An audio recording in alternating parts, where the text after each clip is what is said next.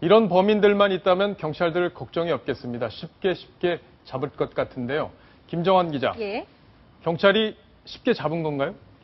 본인이 자승자박을 했다라고 해도 무방할 것 같습니다. 지난 15일에 그 천안의 한 도로에서 그 38살의 택시 기사가 그 이모 씨를 뺑소니 쳤어요. 그래서 이분이 부상을 입었는데 병원으로 모셔가야 되는 게 도리가 아니겠습니까? 예. 모셔가지 않고 인근 공사장으로 유기를 했습니다. 버리고 간 거네요. 그렇죠. 예. 그리고 나서 이분이 병원에 뒤늦게 옮겨졌지만 결국은 안타깝게 숨을 거두는 그런 사건이 일어났는데요. 그런데 어떻게 잡히게 된 거죠? 이 용의자이기도 하고 이 택시기사 주 씨인데요. 예. 사고가 난 지 7시간 후에 본인이 이제 유기한 바로 저 장면입니다.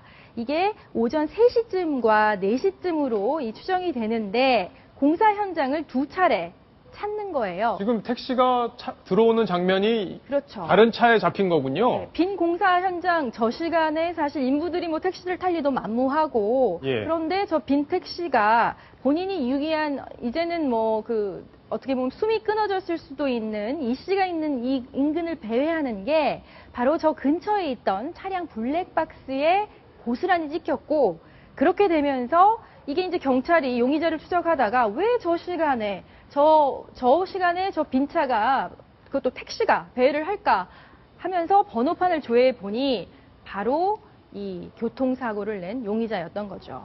왜 범인은 꼭 자기 범행을 저지른 현장에 와본다 이런 얘기가 있는데 저 경우가 바로 그 경우였군요. 예, 뭔가 찔리는 게 있었는지 저는 좀 내심 좀 죄송한 마음이라도 있었으면 좋겠다라는 생각은 드는데요. 왜 병원으로 데려가지 않았을까요? 저런 생각을 못했을지 참 안타깝습니다. 해외에서도 좀 멍청한 그런 범인 잡힌 얘기가 하나 또 들어왔죠. 저분은 좀 악랄했다면 이분은 좀 멍청합니다. 예. 이제 감옥살이를 하다가 이제 가석방이 되면 그 주거지에서 벗어나면 안 되거든요. 근데 이 모리스라는 저 사진의 주인공이 이제 요즘 너무 열풍이잖아요. 우리 박정훈 앵커께서도 얼마 전에 얼음을 뒤집어 쓰셨죠. 이 취지가 얼마나 좋습니까? 루게릭병 환자들의 고통을 함께하자.